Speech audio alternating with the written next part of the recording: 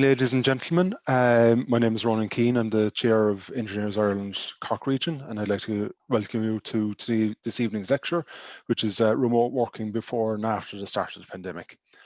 Just before we start, I'd like to draw your attention to the Q&A button at the bottom of your screen. So throughout the lecture, you can submit questions and we'll take the Q&A at the end of the lecture.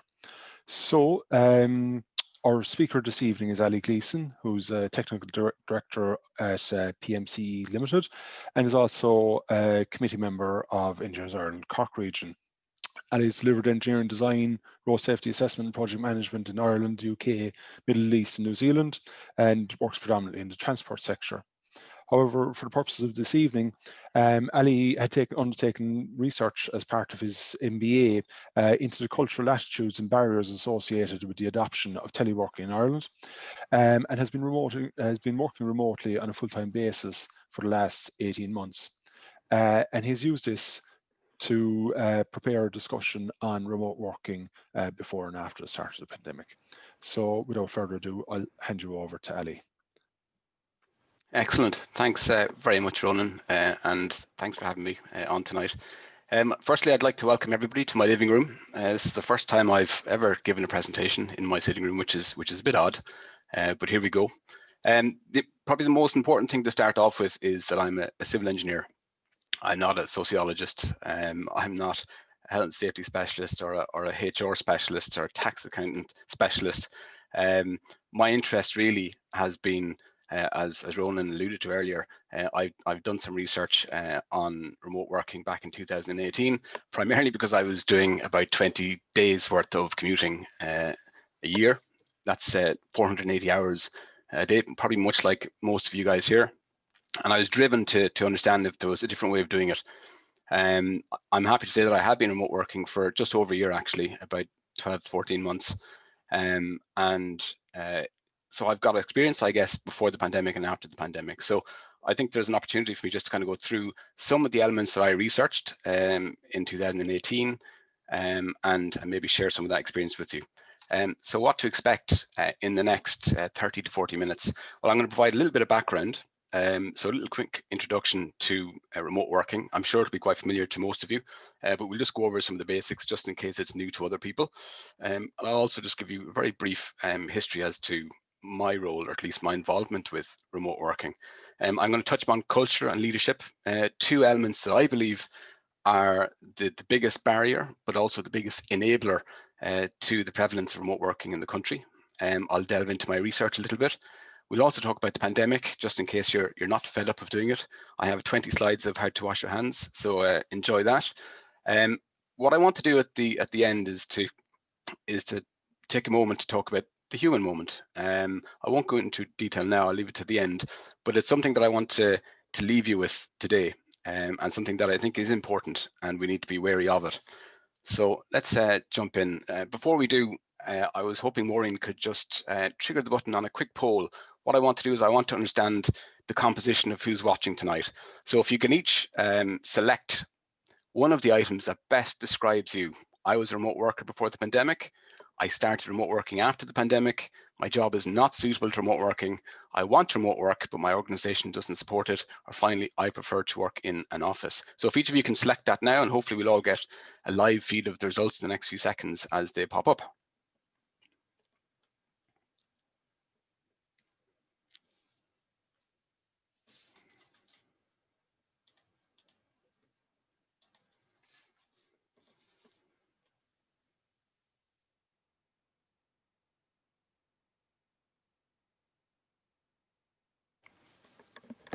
Maureen, I can't hear you, but I assume the results are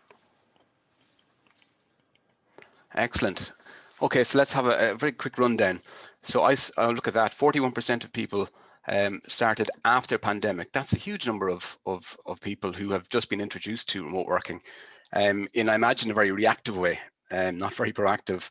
20% that were remote working before the pandemic, that's great.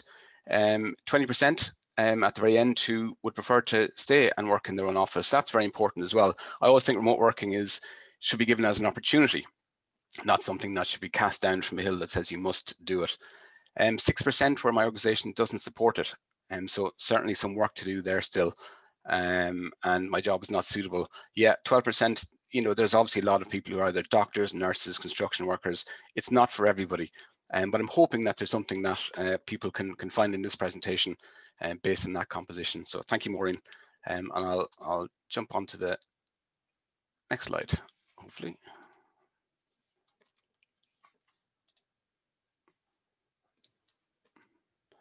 Right, hopefully everybody can see that on the screen. Remote working, what is it? There's a fairly lengthy definition as to what remote working is, but ultimately, to simplify it, it is using technology to enable you to work and collaborate with your colleagues away from the office. Now, that doesn't mean home. Remote working does not equal home working. Remote working can equal home working, working in a hub, working in a cafe, a hotel, in the car, anywhere that allows you to perform your duties and be productive away from the office. Something that is becoming quite prevalent at the moment and is popping up around the countries, particularly in rural areas, is hub working. And these are ultimately hot desks that exist in these office spaces that allow you to go in away from your office, but stay local, so you don't have the big 1 to 2 hour commute to get there in the morning. The history of remote working in Ireland is quite patchy. In the 90s, remote working we all got very excited about remote working because, of course, we had the internet was booming, or at least starting to boom, and we had networking, which was getting very exciting as well. So what we had formed in the late 90s was the National Advisory Council on Teleworking. Now, teleworking is the exact same as e-working, which is the exact same as remote working.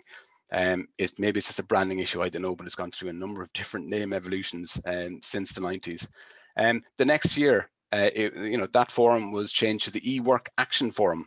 Both of these groups, same organization, just a different name, produced a couple of guide documents in the late 90s, but it wasn't until 2002 when the European Framework Agreement on Telework really acted as a clarion call to a lot of member states in the European Union.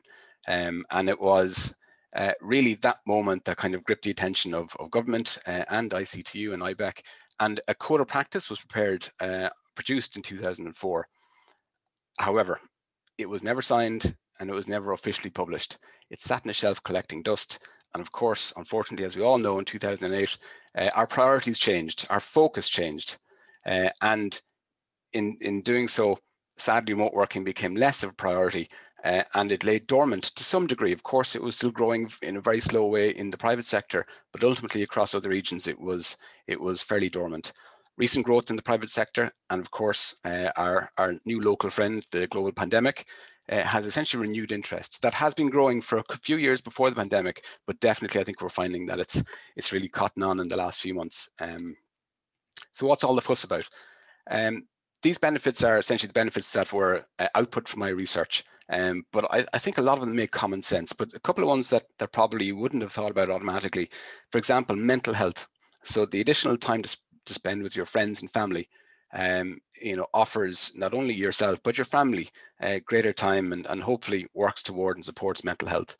Time to think is really interesting. How many times has your employer said, let's get out of the office so we can have a discussion about this? Ultimately saying, let's get away from the trappings of the organization. Let's get away from all of the turmoil and distraction in the office and think. So individuals can think now as they're remote working. They can think about they can think strategically, not just on company progress, but also on personal elements as well. The environment is obviously very important, and with the reduction in people driving in and out of work, the carbon footprint is also greatly reduced, and obviously there's benefits for the environment. I can certainly speak from experience, and I can say that the employee costs are greatly reduced. So my fuel costs are almost zero now. My maintenance costs, of course, because I'm not driving 10 hours a week, is a huge saving for me. So there's a huge benefit there. Increased productivity is one of those elements which I think there's arguments for both sides. And we'll touch on productivity in a moment because I just want to tease that out a bit more. Attracting and retaining talent, there's lots of evidence, certainly in the last 3 years, where, for example, we have job ads, certainly from Google searches, you see that a lot more employees are interested in jobs that have remote working as opportunities. Also, we have employers, and again, the evidence shows that there's a lot more adverts now that are actually promoting the use of remote working within their organizations as an attempt, obviously, to lure people and top talent to their organization. Reduce commute, we talked about earlier. I've gone from about 20 days a year to 0. That's just myself. Others that might be larger, it might be smaller, but it's absolutely a very stuck-on benefit. Reduce stress and anxiety. One of the research participants I mentioned, actually, and it was much like an airline where the first flight is late in the morning. Essentially, all flights for the rest of the day are going to be late. One research participant said that, getting in the car and driving to work, getting stuck in traffic, getting to the office, being late for the meeting, suddenly you're behind. And for the rest of the day, you're behind. You wanted to leave at 5:30 to get home and cook the meal, but you couldn't. Because you've had to play catch up in the office, and suddenly now you're in the car at 6, 6:30 trying to get home. So you've had this level of stress, pressure, and anxiety sitting on you all through the day, and then you take it home with you as well. So definitely remote working where you can stay at home and work or go to a local hub is a definite benefit in that regard. Less distractions. Some people would argue that working at home, you have your family to distract you. Some people would say that you work in an office, you have your colleagues to distract you. So I'm kind of on the fence as to whether that's a stuck-on benefit. It really depends on the person. The last one I want to talk about is probably the most important one, and it does sum up all of the other different aspects, I think, quite neatly. Work-life balance. Now, I get a bit frustrated sometimes because sometimes we can almost think about work-life balance being, okay, well, life starts at 5:30 in the evening, and it ends at 9 o'clock the following day. The way I see it, work is a subset of life, but I understand that there's essentially a tug of war that's happening between your working life and your personal life. I think remote working is a huge benefit to that because it gives you flexibility. It gives you the opportunity to actually decide what's best in any given moment. But I want to kind of just do a little tangential jump for a moment and talk about a study, which I think is quite interesting. So in 2014, so not long ago, 2014, there was a company called C-Trip, which was a travel agency at a call center. And the owner, quite progressive, he wanted to trial remote working because I guess his driver at the time was he wanted to understand if there was a cost saving by having people not in the office and not occupying lots of expensive real estate and lots of different things that he would have to pay for. So he agreed that over 9 months, he would have 50% of his team would work at home, 50% would stay in the office, and they would act as a comparison to see exactly what were the benefits. The key benefit was, as far as the provider or the employer was concerned, was they were saving something like $1,900, sorry, this is in America, so dollars, per employee over the 9 months, which is obviously a significant saving. They also found that workers who were working at home were happier and less likely to quit. They also talked about productivity, and they broke it down into two. They've said one thing that was a byproduct of this research was that 13.5% of the employees working at home were, workers were answering 13.5% more calls when working at home compared to the office. And they broke this down into a productivity gain, ultimately being that a third of workers were less distracted and 2/3 were working longer hours. Now, that kind of leaves me scratching my head a little bit. When you dig into the feedback, it said, according to research, remote workers started earlier, took shorter breaks, and finished later. Now, my thoughts on this are maybe too black and white, but ultimately, 13.5% more calls because you're working longer hours, for me personally, is not a productivity gain. It's great for the employer, of course, because I'm sure they're paying the same money and getting greater traction from their employees. But for me, as far as I'm concerned, that's not a productivity gain. That's just essentially lashing the whip on your employers even longer. But it does ask a very important question. Why work longer hours? If I'm not commuting to Dublin and back, why would that time saved automatically be allocated for work? And I couldn't understand this. I would have thought, that time that you save, I don't know, go start yoga, read a book, have a longer lie-in, do whatever it is, but do it in the life pile or in the life side of the equation. Why does it automatically get defaulted into the work pile? And I thought about it. I was going, is it because remote working is perceived as a perk? And if it is a perk, is it something that we believe it's a perk, so we want to defend it because we like it so much? So by doing so, we'll overcompensate.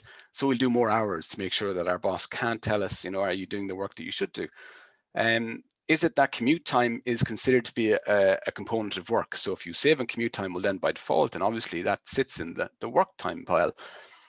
I do think that we need to have a serious recalibration of our understanding of work-life balance. And that's why I kind of really wanted to pull that out and just tease it out just a little bit more. I really think that if remote working is to work, it needs to work for both sides. It shouldn't be a zero-sum game where one party wins and the other doesn't. I think both the employer and the employee should benefit from it. And I think as an employee, you should be able to be more flexible in your time and be more able to do the things that you need to during the day. So for me, I think that's quite important. In 2018, when I was doing my research, I actually read this document. I said read this document. It's a survey, so it's not the most narrative-filled book you'll ever read. But what I found was really, really interesting was they identify digital transformation and the barriers to digital transformation in Ireland. And they identified 6 items that were considered to be, at the time, is 2017, 2018, the barriers to the uptake of remote working. As you can see, the kind of key things are 43% say that their senior management team just wouldn't support it. 17% are unwilling to embrace it. That's not too dissimilar from the 20% that we saw earlier in our little poll, which is interesting, and that's fine. Lack of people with relevant skills, rigid culture, it's at 50%, which I thought was very interesting. Shortage of budget, 34%, and technology issues as security and legacy systems. So as far as I'm concerned, when I was looking at this and I was trying to find a specific research topic, my understanding is that technology is advancing. We all know it's advancing at breakneck speed. I'm not worried about that. I understand that at the time it was probably a barrier, but I imagine everybody's budgets this year have gone out on spending a lot of money on IT and infrastructure in their respective organizations. I wasn't so concerned about that because it's a tangible problem. Funding, shortage of budget is really a prioritization for the company. You can always find the money, even if you have to go and leverage. You can find the money to prioritize in a way that supports it. So I wasn't so concerned about that either. People have lacked the relevant skills. That's a training issue. Again, something that can be very quickly fixed. Yes, it takes time, resources, and budget, but where there's will, there's a way. This is for me, 70% don't want to embrace it.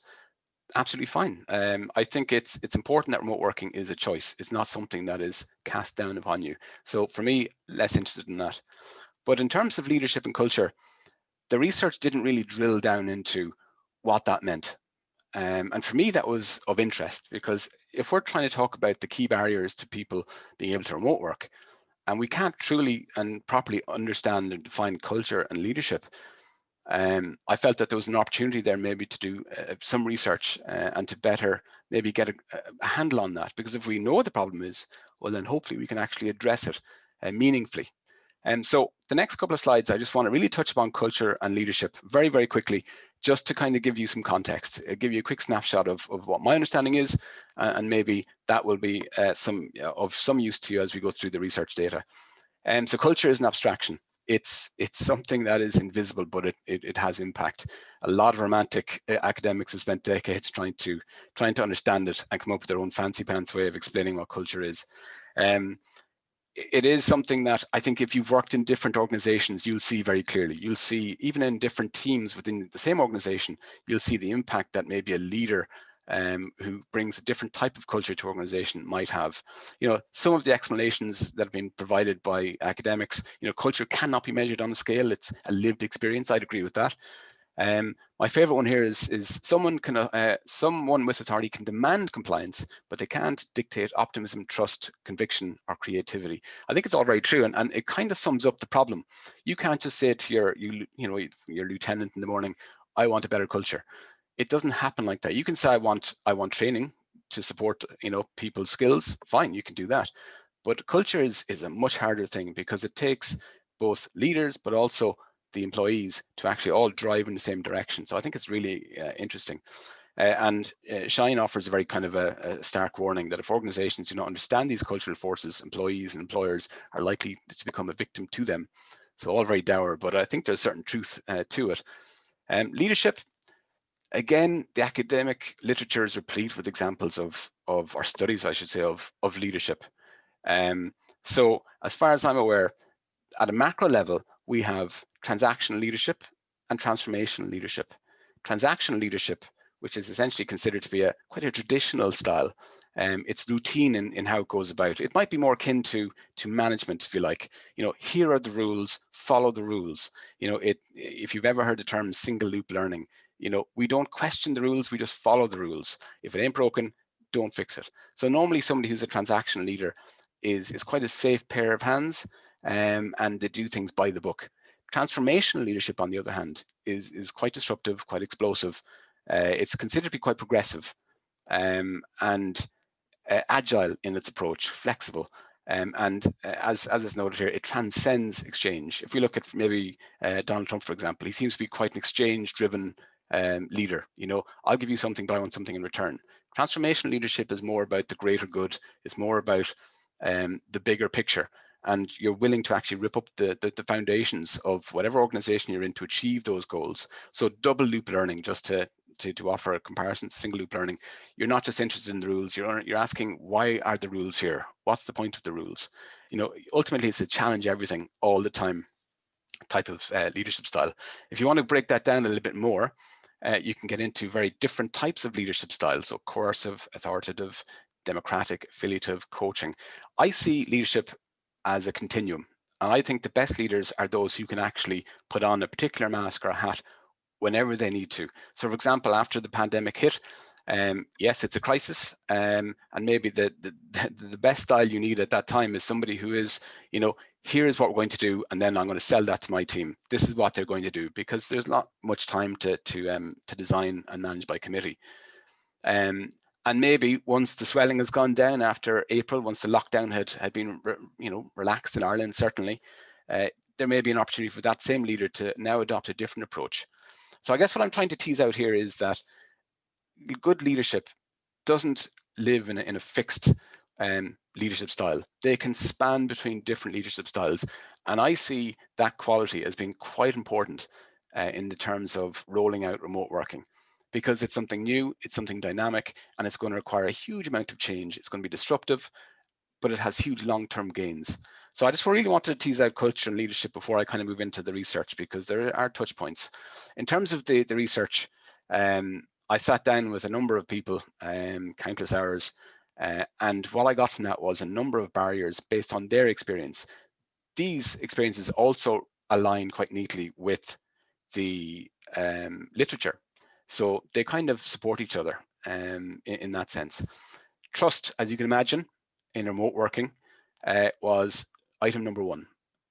Now, what I found from the research was that trust is not as simple as just saying, I trust somebody, I don't trust somebody. There is actually a more sophisticated, refined understanding of trust. And I've broken it down in the 4 C's here through my research. The first one is competence. Now, it might be that if you've employed a graduate engineer or a graduate, whatever industry you may be in, somebody who's straight out of college, I think we'd all agree that sending them out to remote work without certain experience, without certain tools, and without understanding how to engage with members of their company, you can understand why a manager or a leader might have some trust issues in that regard. So it's not I don't trust that you're going to do the right thing. It's I just don't trust that you have the experience at this stage in your life to do this.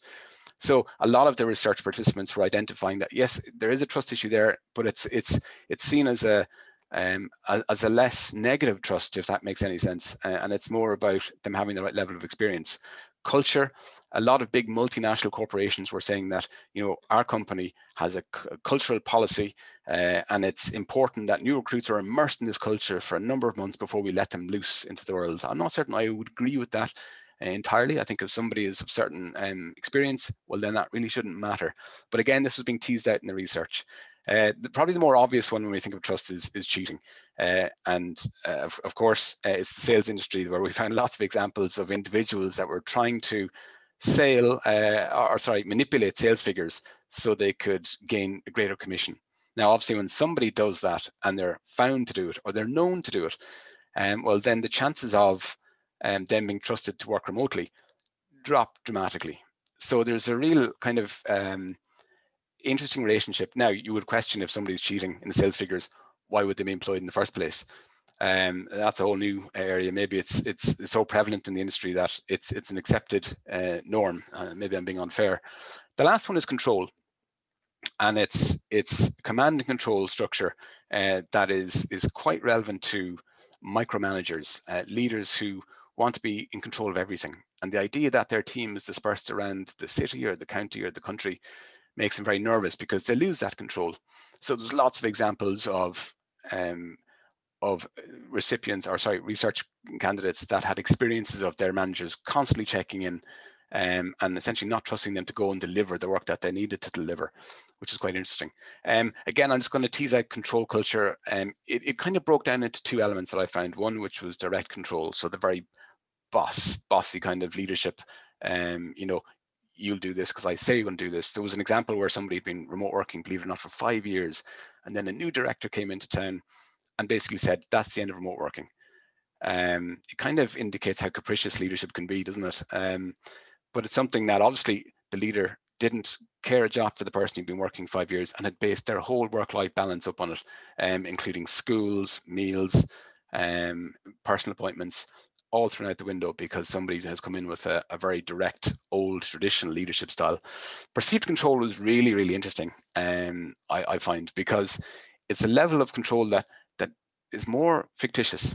For example, a candidate said that at 9 o'clock I have to log on. My computer has to be on. They have to see that I'm online. This always on culture was important, and it's a playful example that I've got here, and you can show how old my slide is, given that it's Skype for Business and not Teams. But the idea is the same. You know, the idea that I'm working because you can see I'm active. If you click open to see my profile, and on the right, you know, I'm dormant. I'm not working. You know, it sounds playful, it sounds funny, but there's good evidence of people actually walking back in once they've made their cup of tea, quickly to move the mouse, to be active again, just so they don't believe that those who are watching them are going to be disappointed with their absence. When I ask these people, have you ever been challenged by your manager because you were offline or you were away from your desk? The answer was no, never. So it's bizarre that they had this fear that actually wasn't a rational fear, but it was quite prevalent across all of the research participants, which I thought was really quite interesting. Collaborative culture is a strange one, because when I heard this, and this is the largest multinational corporation on the planet, they are all about collaborative culture. They see themselves as being an organization that thrives on people bumping heads, sharing ideas, and they spend a huge amount of money to maximize that culture. For example, you know, they invest heavily in making the workplace attractive for employees. Free food and drinks in the organization, play and rest areas, open planning, breakout areas. So they do a huge amount of investment to keep people in the office so they can be collaborative, believing that if people are dispersed, it would fracture that collaborative spirit and the innovation that maybe comes from it. They did allow it, but it was very, very structured, so not open at all, which I thought was a weird barrier, but it is actually something that's popped up in more recent evidence in the last 12 months, in fact. Leadership we've spoken about, so I don't really want to go into it in too much, but I do want to talk about generational leadership as a barrier to remote working. If you can imagine, you have a traditional leader who is very stuck in their ways, and when it comes to succession or leadership succession, chances are they're going to find somebody who sits within their mold in such a way that, you know, those who are most likely to get promoted or get the job are going to be those who follow the exact same traditional leadership styles as their predecessor. And in doing so, change becomes slow. So when we're talking about remote working and this new exciting dynamic that hopefully will provide freedom and flexibility for both the employer and the employee, is immediately cut off at the head, because this old leadership style is still pervasive through the generations. And that kind of sums up why culture is as slow to change, and it's as stubborn to change as it is, because that leadership dynamic doesn't dramatically change, it subtly changes over time. Insecurity, so leadership insecurity, people who need their team to do the work so they don't feel so exposed to their own managers. In case their manager says, can you do this? Well, I can't do it without the team. Those elements of that as well. Other barriers were mentioned as well, performance management. So how do I manage the performance of my employees if I can't see them? Very old, traditional. So if you think about the hard worker versus the smart worker conundrum. So the hard worker is somebody who'll be there till 9:30, 10 o'clock doing the work. Their boss will see them on the way out the door and say, wow, that guy's he's doing great work. He's a hard worker. Their colleague, who's probably a smarter worker, got the same job done in half the time and left at 5:30. That probably isn't getting the same kudos as the traditional, there's the person working in the office. So a really interesting dynamic on how we manage performance if the team is out of the office, because you can't see them. Something that is trying to be championed at the moment is this results orientated work environment, ROW. And it's trying to change the dynamic in terms of how we manage people and how we manage performance. So let's measure people on their output, on their ability to deliver against certain milestones and tasks. Now that changes a different dynamic. In engineering, it's probably not too difficult because a lot of our deliverables are already based on output. So it's very easy to manage that, certainly from the industry that I'm in. Something I'm going to come on to at the very end, loneliness and isolation. I know they sound quite soft, but these are probably two of the biggest risks. And they're not the same, I should say, so I probably shouldn't put them on the same line. Loneliness, of course, if you are somebody who works alone and you are, if you're now going to be working full-time from home, you know, chances are, the research that I've certainly seen, there is huge amount of loneliness that's been evident in the research. So it's really understanding that, you know, loneliness is a barrier because people might be put off remote working and then they'll want to return to the office because they're lonely. Whereas investigating other means of actually connecting with people and reconnecting with people socially. Isolation is a little different. It's more about career mobility. So if I'm not in the office and I'm not seen working hard, will I get passed over for that promotion? Again, these two elements are replete within the academic literature, so they're very relevant. Personality and mindset. This bullet point really points to the fact that remote working is not for everybody. It's just simply not. Or at least different types of remote working are not for everybody. It might be that you can't do 5 days working remotely because you are a social person that needs to be engaged. Maybe you could do a Tuesday and a Thursday, or maybe a Wednesday. You know, there's different types of remote working in terms of the time span, but not everybody is suited to remote working. And that's really important to get right at the start, because if we assume that there's a one size fits all for everybody, well, then we're going to find that it's going to get very frustrating for people that it just doesn't work for, and they're going to wonder why. So again, it's a big barrier because people might find after a week that it's not for them. And rather than looking at other alternatives, which would be to just work 1 day a week remotely, they'll just cancel it and go straight back into the office straight away. So it's important to understand that.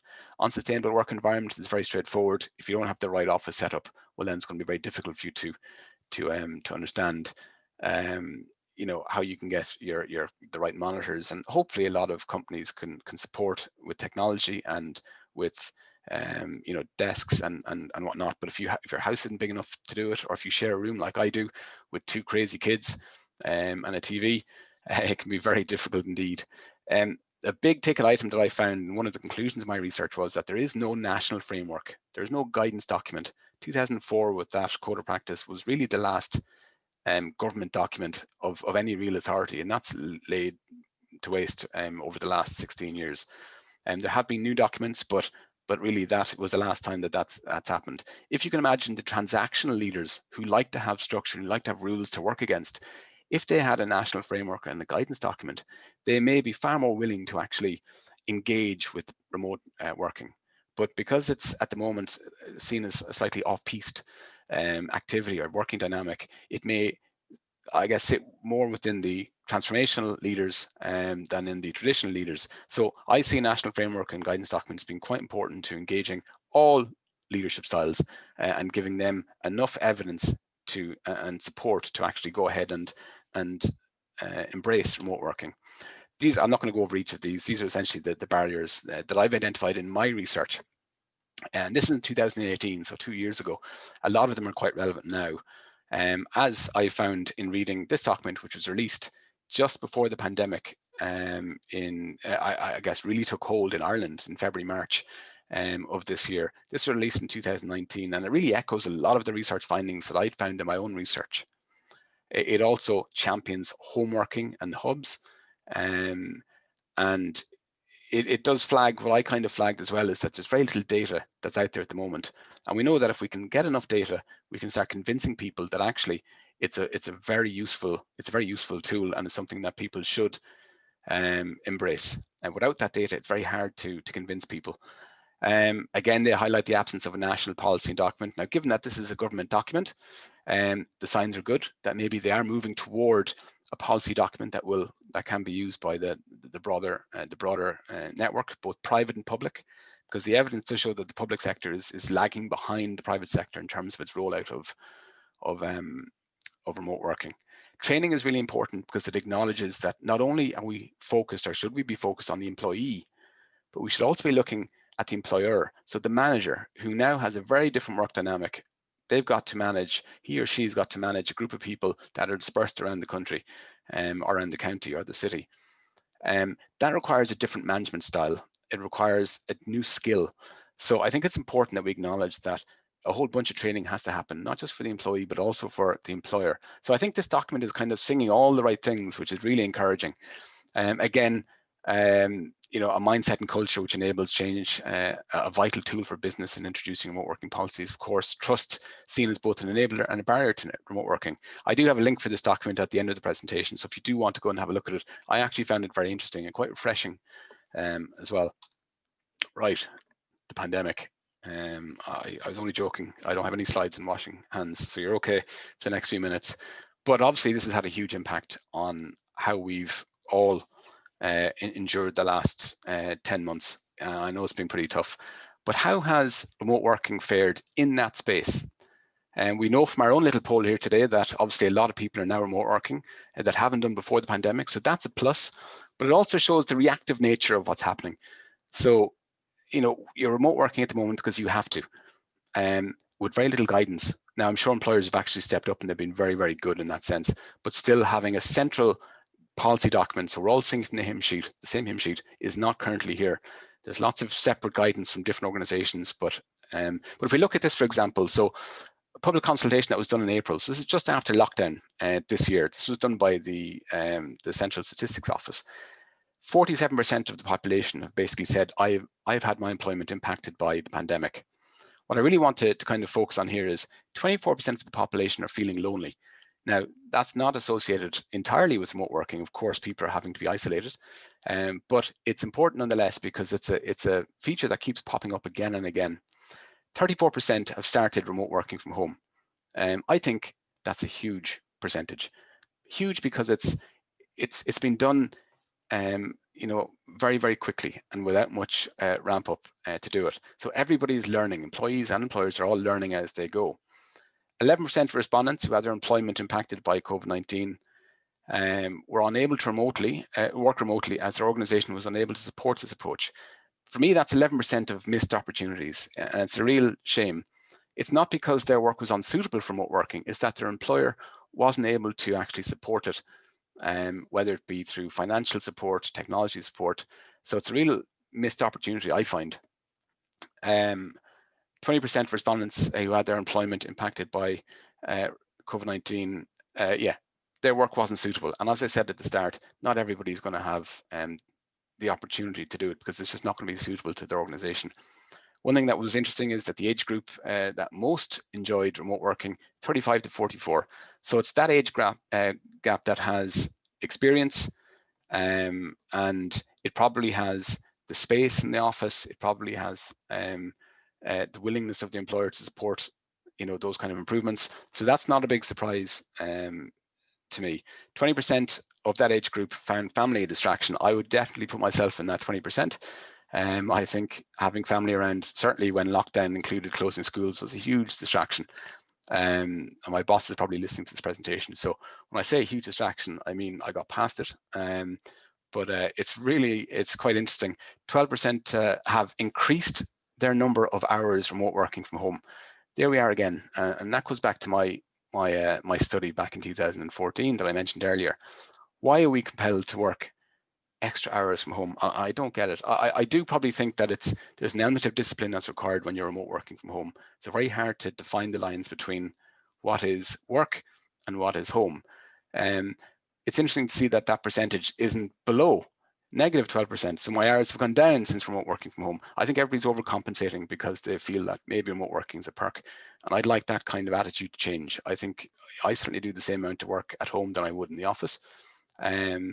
So, you know, I shouldn't see it as a perk. And I don't think certainly my employer sees it as a perk. So maybe we just have to kind of get over this over the coming months. Another study that was undertaken by Galway University in May of this year, again, 51% are now remote working who hadn't done it before. And what I really want to tease out here is 83% of those people want to continue working after the pandemic. So this is kind of much like the person who gets bumped up to first class on a flight and gets to see the luxurious surroundings of first class, and then for the rest of their days they have to go back to economy. I think, you know, there's going to be a lot of tension over the next coming months as vaccines are rolled out and hopefully people are getting past the pandemic. There's going to be a huge demand for people wanting to stay remote working. But have a look at the top 3 challenges that were identified by this survey in people being able to continue remote working after the pandemic. Their organization will not support it, inadequate equipment and or resources, and their manager will not support it. So even with the pandemic that's coming in at the moment, we find that leadership and culture are stubborn to change. And there's going to have to real shift in mindset from those in power who can enable it, because otherwise it's like pushing on a string. It's very difficult to enact and push as an employee. Last survey I want to talk about, and this was done by the Department of Enterprise, Trade and Employment. And what they've done is they got 526, I think, letters that identified key concerns regarding remote working this year. So all of those elements that are on the graph, so tax, finance, incentives, these are all questions that people are trying to work out. What it really says to me is that, you know, everything that we're doing at the moment is reactive. If we had remote working embedded, you know, 2 years ago, maybe a lot of these questions would be reduced. But everything is quite reactive at the moment. So some submissions expressed that while their employers were keen to have staff back on the premises, they would prefer to remain working from home. So again, we see in this survey, people enjoy remote working and they want to do it. Obviously, they can do it because they're currently doing it. So there's going to be really tense discussions, I think, over the next few months as people go back to the office but have had a flavour for remote working and all the benefits that come with it, which I think is very interesting. And just my own experience very quickly. So I've been remote working as Ronan and as I've said earlier, since June 2019. I'm very lucky because we have very good leadership in our organization. I'd say that even if he wasn't listening to this presentation, he is certainly somebody who can shift between transactional and transformational leadership. So what we've been doing since 2015 is we've been embracing this digital revolution, and we've been moving ourselves to a cloud-based system, which has worked really well for us. So a lot of our forms now are digital, and a lot of the work that we do is digital. So the fact that I've also been working remotely since June of last year means that we've had about 8 months of me being a guinea pig for the organization to try and iron out any kinks. So when we have had to send our colleagues to remote work, we've had, I guess, more slick systems in place to enable that. I do work overtime at home, but it's no more than the overtime I worked in the office. Distraction, yes, I've been heavily distracted on occasions, certainly during the school closures with my kids who would normally be over there watching TV or throwing stuff at me. So I think that is a real risk that, you know, if you have your own office space, that problem goes away, and hopefully one day I will have that. It does take discipline. It's important that we try and keep work to work and life to life, but it's very difficult. One thing that I would say is that there has been very little change for me as a remote worker before and after the pandemic. And I think what that shows is that the pandemic, at least remote working is quite resilient. And if you can imagine, if we had a lot more of the workforce that were actually remote working prior to the pandemic, we might have actually had a smoother ride, not a completely smooth ride, but a lot more smooth. So I think going forward, because there will be another pandemic in the future, I think we can all agree to that. By getting these systems in place now, my hope is that we can be better prepared for the next pandemic, which, you know, will certainly come at some point. I do want to finish with a few slides on the human moment. which I think is really, really important. If you can imagine back in the 90s when the internet was taking hold, there would have been a few very quiet voices, very loud voices, but very few of them, saying that yes, the internet's great, but there's hazards that come with it. Now, of course, we didn't pay too much attention to that because it was such a new, shiny thing, and it had such a dramatic impact on our lives. The human moment is really me shouting at everybody at this stage, because so much of our lives are becoming insular to the world around us, to the community around us. So I wanted to spend, I've got a very short video for about 2 minutes that kind of goes into the human moment. So if you'll indulge me just for a couple of minutes, I'll start this. With a rise in remote working and an increased reliance on technology as a means of communication, this means the human moment at work is becoming lost. We may have thousands of friends on Facebook or hundreds of followers on Instagram, yet the number of people we can confide in about the things that are important to us are few and far between. And with more people now living alone, loneliness is fast becoming one of the most pressing issues of our generation, with 22% of British people and 23% of Americans describing themselves as feeling lonely. In an attempt to seek out human connection, many people are spending more time at work than they've ever done. Never have we needed our colleagues so much, yet never have we felt so isolated. No wonder global employee engagement levels are so low, with only 13% of us across 142 countries describing ourselves as engaged in our work, with actively disengaged workers outnumbering engaged workers at a ratio of 2 to 1. Yet, when we're engaged in our work, we're more likely, at least 3 times more likely, to be thriving in our lives overall. Okay, so it's a very interesting clip, and what the presenter goes on to speak about afterwards is park runs, and it's an opportunity to go out and actually meet people, engage with people on a frequent basis. But the human moment is essentially, it's a psychological encounter that happens when people gather together in the same physical space and have an emotional and an intellectual discussion. Now, obviously, the picture I showed you at the start with the 2 gentlemen that were playing chess, the human moment there obviously is very obvious. It wouldn't be the same if I was playing online with somebody in a game of chess, and that's probably the best distinction I can offer. But there's a lot of warnings about this, and it's really important that we pay attention to this, because if we get too far into the rabbit hole, we might not be able to catch ourselves. We have, for example, both Hallowell and Murphy and Peters also saying the exact same thing, essentially a fairly dire prediction of what will happen if we lose this human moment, this connection, because we're all, for example, remote working and isolated and insulated from our friends or colleagues on a daily basis. Probably one of the most sensationalist things, I guess, is Peters, who says at the end, in 2004, remember, so this is not 2020, 2004, a claim that contemporary society risks becoming more autistic due to the deterioration of communication and social skills. Now, I know that sounds quite dramatic, but if we just look at the elements in our lives that are every year moving into either a digital format or into a format where we cut out the interactions. We look at American examples where you've got drive-in banks. Anybody who lives in Middleton and would have seen the queues at McDonald's would be horrified.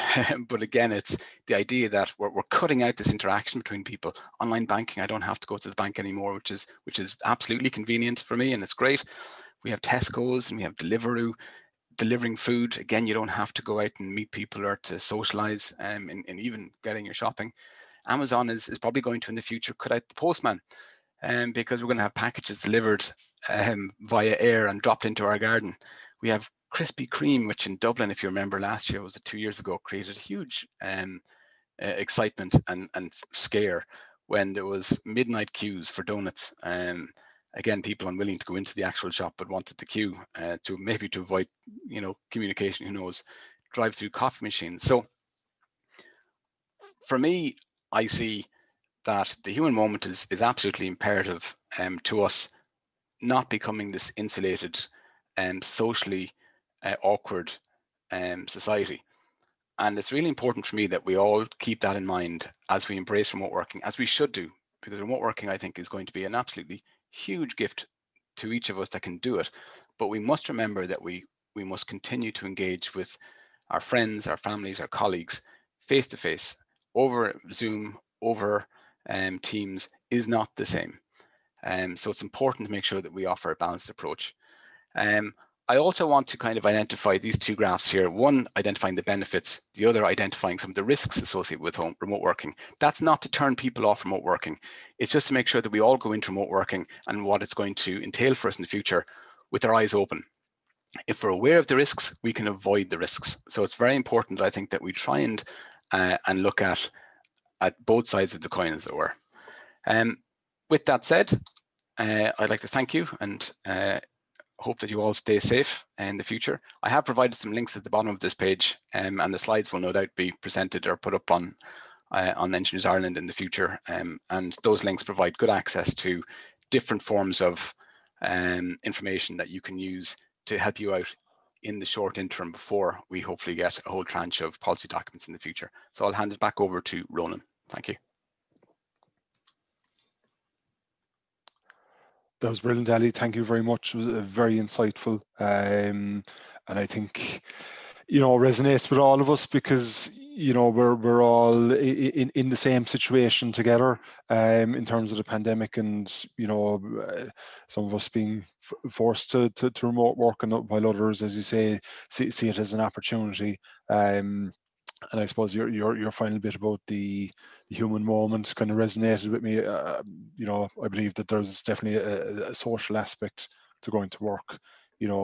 Having a cup of tea with the guys in work and having a chat about what's happening at home and all the rest of it. So it's certainly very true. And I suppose anecdotally, a friend of the family has started a new job recently in the middle of the pandemic and is doing it remotely and is finding it very challenging because there isn't that ability to make connections with her colleagues when an issue crops up, to be able to say, lean over to the person next to them, can you help me with this?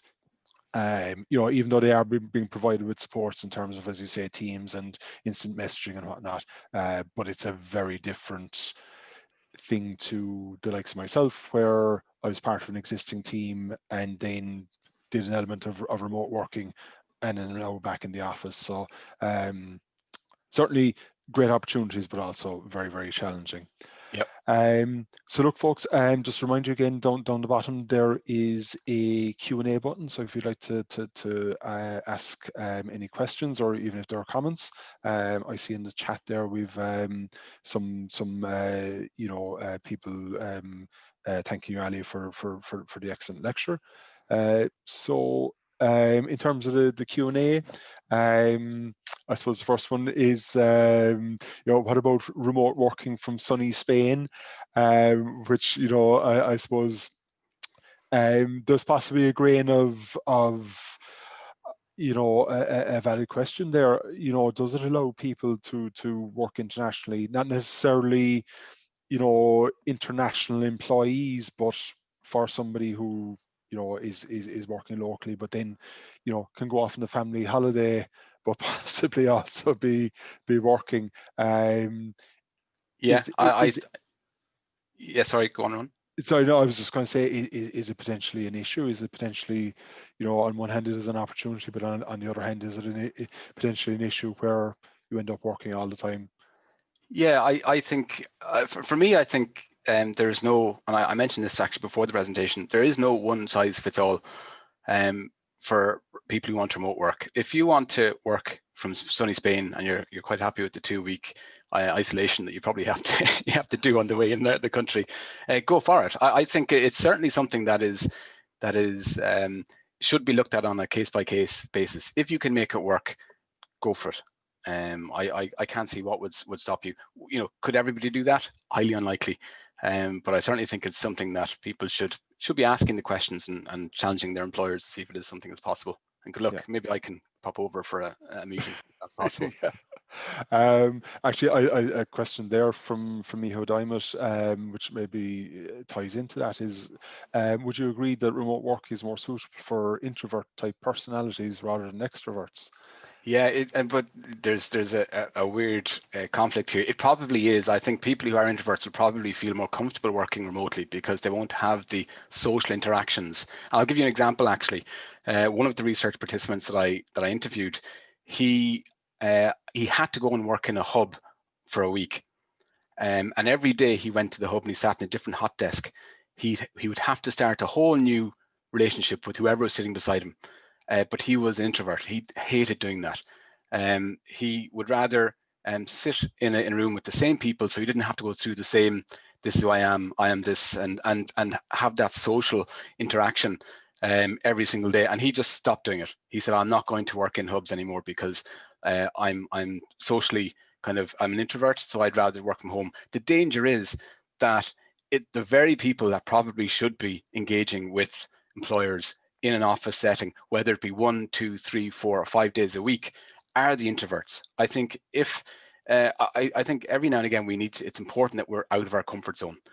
I think the point that was made by Peters at the end of my presentation in terms of the society and the breakdown of communication leading us all into an autistic society, if you can imagine those who are introverts who are no longer going to the office and being pulled out of their comfort zone, but being better for it, that immediately starts to break down the fabric of that social interaction. So I'd say, yes, if you're an introvert, you probably will enjoy remote working more.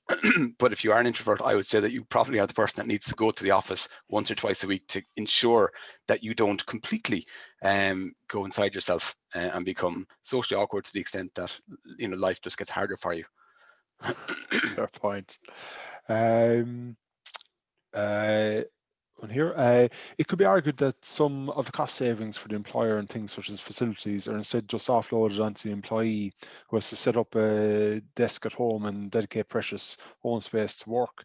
To what degree do you think the employer should be required to compensate employees for both things like furniture, IT equipment, and space, since many employers send their staff home with a laptop and call it a day?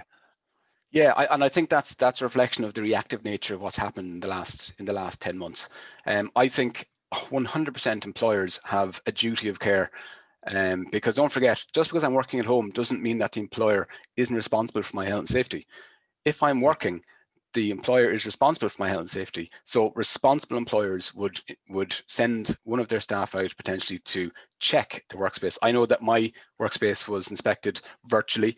I sent pictures and had calls with the office manager, who walked me through a checklist of this, that, the other. And my monitors have been provided by the employer. My computer has been provided by the employer. I even have a tablet provided by the employer. So when I go out on site, I have something more mobile. So 100% employers have as far as I'm concerned, well, they absolutely have a duty of care in health and safety. And I do think they've got an obligation to ensure that workers have the right technology. Because remember, if you don't provide a member of your team with the right technology and the right facilities to work effectively from home, the only organization being impacted by that is you as the organization. It's very much, and the cost relative to an employee versus an employer in terms of getting a desk and monitors. For an employee, that's a huge expenditure. For the employer, it's a drop in the ocean. So I would totally support the employer has an obligation to furnish them with the right facilities and ensure that health and safety is paramount. Yeah, that's a fair point. Brendan Sweeney, great presentation. How often do you update your manager on your progress tasks? Yeah, daily. Daily. Because and this is not different to when I was working in the office. Nothing has changed as far as I'm concerned. The only difference being that when my manager walked through the office a year ago when I was in Dublin, we would have the ad hoc discussions about this, that, and the other. It's much like having the conversation with somebody at the printer. It's amazing the amount of networking that I've done in my life at the printer, and the amount of projects that I've got over the line because I've needed that person to do something for me, whose relationship I developed over the last 6 months by seeing them at the photocopier. It's bizarre. but I still have those ad hoc discussions with my manager on a daily basis. I would say, and that's just because certainly within our organization, we are highly communicative. We talk to each other all the time, not because we feel we have to, but because that's just how we operate. We find that things work better when we communicate better. And we're very lucky that when we employ people, we don't employ just qualified engineers. We employ people that we know are going to fit within the team and be able to communicate on the same level as well. So I suppose in answer to that, it's more organic and natural. I don't say 4:30, I better phone the boss. And I'm fairly certain that he doesn't look at his watch and say, I better phone Aly. But what I would say is, and that's just my relationship, what I would say is, certainly in the last couple of months, a lot of our team have had to go on remote work themselves. So now what we've insisted on doing, and this is to make sure that many of the more junior members in the team are kept in communication, is we have toolbox talks on a Wednesday and a Friday. And that's really just a 5-10 minute conversation where everybody chimes in on Teams. And sometimes it can be a minute, because we just want to make sure that everybody's got work, they're all happy, nobody needs anything, and we move on. So my relationship with my manager is quite organic, but as a team, we do have a structured Wednesday, Friday morning toolbox talk where we essentially just all get on Teams and we just make sure that everybody is happy, they're talking, and everybody has what they need to get through the day. Very good. Next question here, I think possibly you've answered it, but I suppose they asked, was there any resistance to change using remote working, and how did you deal with it? But I think in your case, you were lucky to have a proactive manager. Well, I went the long way around. I did an MBA to try and convince him, which is probably not the most strategic genius that I've that I claim to. But no, what I did was, and as I said, I'm one of the fortunate ones with a good manager who's very flexible. And the danger of my manager is that he's too progressive. Every day there's something new, which is great. So we're always at the forefront of something exciting and something different. So when I presented him with my research paper or thesis on remote working, he, in fairness, he took it to heart. And when I said, is there any chance that I could do this remotely if I moved to Cork? And yeah, he was fully on board with it. Got monitors. I got a digital phone. I've been furnished with. I was given one of the old printers that was dying in the shed, and it's working perfectly from here. So I couldn't have been given any more assistance, to be honest. But I appreciate that that's not going to be the same relationship for everybody. And I think when I talked about earlier this perceived control, the idea that I'm being surveilled when really you're not, it's just an irrational fear, hopefully, born out of a culture. What's really important is that people don't second guess their manager. Oh, I know he's not going to say yes. I know she's not going to say yes to that, so I won't ask, and I'll just keep. One of the research participants who was commuting an hour and a half to work, so 3 hours a day commuting. And when I asked him, he said, well, why didn't you have this conversation with your manager? Is there a chance that you can have a day off? He said, oh, no, because I'm fairly certain he'd say no. I know, but isn't it worth asking the question? He goes, yeah, well, maybe in 6 months' time. I'm thinking, so you're quite happy to do another 3 hours of commuting every day for the next 6 months just to see how it goes. So this kind of fear of rejection, born out of this kind of perceived second guessing of your line manager, I think is probably quite prevalent as well. So I would say to anybody who's keen on remote working is to have the conversation. What's the worst that's going to happen? You're not going to get fired because you ask a good question. So I would say start the conversation and then be patient as it hopefully is embraced by your manager. Yeah, and I guess maybe it's probably no harm maybe going into that conversation to, maybe not a written business case, but certainly to have, to be able to discuss the pros and, be aware of the cons so that you can then, answer them. The same as any conversation with any manager about anything, Absolutely. you need to go with kind of solutions rather than problems. Yeah, I think it's much like where a younger engineer is looking for a promotion. They've got to the end of a particular grade and they say, I want a promotion. And you say, okay, well, explain why. And they kind of, what do you mean? I've got to 2 years, so I'd like a promotion. And I think we all have a responsibility. I certainly know if I wanted a promotion, I have to sell myself. I have to explain why I think I can justify it. And have I been demonstrating those skills over the last? So much like that, you have to go into every conversation with your line manager, whoever he or she might be, and you need to be prepared. and have, because I think what we found is that there is still a lot of traditional leadership styles that exist in the country. So if you go in with a weak argument, you may not fare so well. So I would definitely support anybody who who's going to ask that question, go in prepared, definitely. Yeah, very good. David Memory was actually a former committee member with us. Previous research has indicated that a psychological risk may exist where there's an overlap between working and living space. Did the research touch on this impact of remote working, particularly from home, or has the approach to remote working countered this? I think it did manifest, not explicitly in that example, but it did manifest itself in terms of distraction. Just to give you an example of my scenario, so at the moment you see me, I'm in my living room. Over there is the television and the dining room. So when the kids come home and do their homework, it's over there that they're doing it. And I think I've managed to shut it out for the most part. But I think the idea that you've got your work and your living space overlapping, I think is definitely I would say an issue for people going forward. It was also identified in the fact that if you don't have an unsustainable workspace, for example, if you're working at the kitchen table, that's not productive. I would argue that you would need to have, even if it is in the home and not in the hub, you should have a professional desk, professional monitors, phone, good chair, everything that basically has the hallmarks of working in an office, but whilst being, I guess, located in the home. Good. I suppose a follow-on question from that, and we maybe talked about it ourselves before the lecture started, but can you see, as a result of COVID and as a result of the move to remote working, there being changes in kind of plannings, and that in both in terms of domestic plannings where maybe people are looking to have a dedicated office space?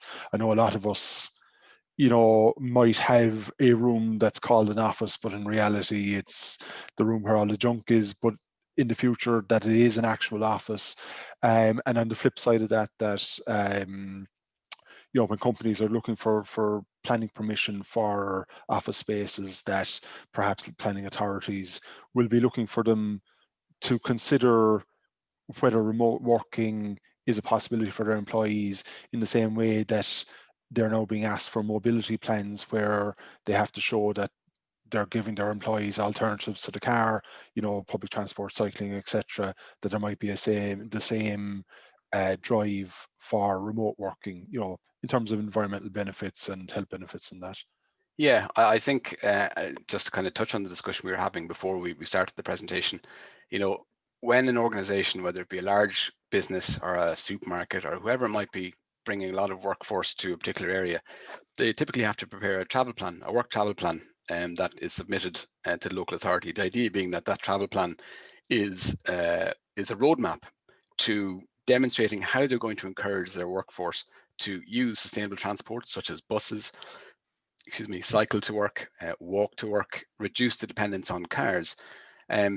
Part of that toolkit at the moment doesn't explicitly, or at least to a significant level, identify remote working as a proper tool for removing people from the road network, I guess. And I think that's definitely an area where we could start to make immediate traction, where at a central government and local government level, we can start telling developers that this is what is important. It's not just the conventional get people on buses, get them cycling. Try and get them to stay at home wherever you can. I would be a big fan of that, because I think unless you do that, or at least until you do that, probably developer, and I maybe I don't want to be unfair to developers, but it's unlikely that they will look for those opportunities if they're not required to. So I think if there is an expectation from the planning authority that we'd like to see what measures you have in place, maybe is it 10 or 20% of your workforce need to work from home 2 days a week? That's fairly crude. I obviously more research needs to be done, and it's case by case, because different employment sectors will have different demands. But I'd like to see that personally, because I think it would be quite an effective tool, and it would also show those in the country that the government and local authority actually mean business, and they really want to see that more prevalent in the country. Very good. So look, I had a final question. Ali, very enjoyable presentation. Touching on the human moment, I find it very interesting in the current climate that we're shifting from businesses that interact at a human level to ones that now are purely about business and little human moment. Your thoughts on this and how to improve the human side of this in COVID-19? Yeah, well, look, I think where we are at the moment, and I would always say, when's the best time to fix the roof? It's not when it's raining. At the moment, I think it's been raining since March. And I think what you can see when you go online, if anybody goes online and they start typing in remote working, COVID-19, what they'll start seeing is there's lots of business consultants who are offering advice on what to do. And each one of them is pointing toward digital transformation and, get your workforce to work from home or in a hub. You have the government who are releasing, policy document or not a policy, but a consultation document in 2019, which is great, and it's the lead up to something, but it's all very reactive. So I honestly think that for us to really make robust, sustainable policy documents, that has to be done. We have to fix the roof in the sun. So I think if we start enacting reactive and rushed policies now, I think it's going to look pretty ugly in the future. So ideally, what I think we should all try and do, as best as we have been doing for the past 10 months, is doing an amazing job at staying together as collectively. I say staying together, obviously being socially distant, of course, but ultimately working together to actually drown out the virus as best we can, and get past this very tricky year, and then next year start to make sure that we're developing policy that's based on good information, good research, and is something that is, can stand the test of time. Because we have had, as you saw in the presentation, a very patchy relationship with remote working. In terms of the human moment, at the end of that presentation, that TED Talk, she goes on, as I said during the presentation, she talks about parkruns. And really what it's about forcing yourself to get out and to engage with people. To get out into the community and whether it be going for a walk and saying hello to your locals, or making sure that if you are living at home on your own, or even if you're working remotely from home full time, try and have a day when you go in and speak to your colleagues in the office, not via Zoom, not via the telephone, but actually go and have a chat with them. One thing I think would be really good, and the hubs that I mentioned earlier that are sparking up around the country, I think are brilliant. Because they're local. The idea being that these hubs are going to be in most rural locations and small towns. That way being that I can, I don't have to drive an hour to go to work. I can drive 5 minutes and I'm in a hot desk. And for me, I'm probably more of an extrovert than an introvert. So I'd be quite happy to have that small talk every day. But I think it's a great opportunity because A, you're mixing with people, but B, there's also very subtle networking that can happen in those environments. I like the idea that you're getting different. Me as an engineer could be sitting beside a doctor, one day I could be sitting beside a lawyer the next day, and so forth. So there's good opportunity in that that crossing of different expertise that you wouldn't find in your normal day-to-day work, which I think is really good, and it keeps you local, and it also makes sure that you're interfacing with lots of different people, which can only be a boon, in my opinion. I agree. I know for a fact that a number of kind of hub type facilities, they actively promote that. They actively promote people to engage with other people in other businesses, and it's part of their sales packages that there's networking opportunities to be had there. Also, I'd imagine perhaps in the kind of maybe larger hub in a city, you might have turnover, but perhaps maybe in a smaller one in a kind of a market town or that, you'd probably meet a lot of the same people, in a good way, in the sense that again, you'd get the opportunity to meet them more than once and build a relationship with them. Yeah, and don't forget, as remote working becomes more popular, and I think it will become more popular, I think the evidence is there that people are really keen on remote working, having had a sample of it. The more people in your community, so the more people will, your friends might start remote working. And if that's the case, there's no reason why you can't, for half an hour, pop out as a group So for example, I'm in Ballycotton. If I knew there's 3 or 4 other people in Ballycotton who also remote work, for me as an opportunity just to go out and even eat my sandwich, looking out the sea and chatting to other remote workers, there's no reason why that can't happen. And what you might find in the future is that there will be kind of social platforms that are created, remote working platforms that are created to connect people who are in the same local. So almost like I guess, a dating website, but for corporate colleagues who are corporate workers who want to just literally go out and have a human conversation, which I think is really, really important. And I hope as we develop our understanding of remote working, we do it in a balanced way. We enjoy the benefits, we're wary of the risks, and we maintain this high level of engagement if we can with people, not screens and phones. So it's it's certainly a message for the next few years. I hope that's addressed in whatever policy document. You can already see that the government has latched onto the risks of loneliness and isolation, which is great.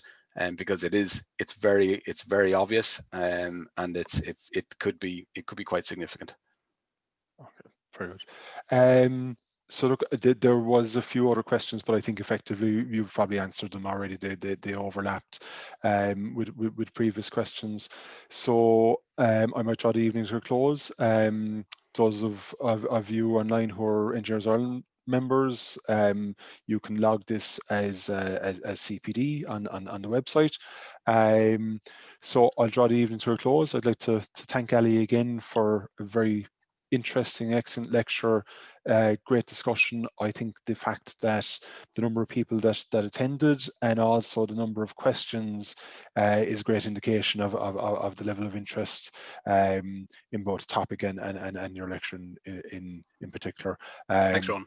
Cheers. Traditionally, I'd ask everybody to give you a round of applause. Obviously, we can't do that on a digital platform, but on behalf of all the attendees, thank you again for an excellent lecture. Thanks very much. Thank you.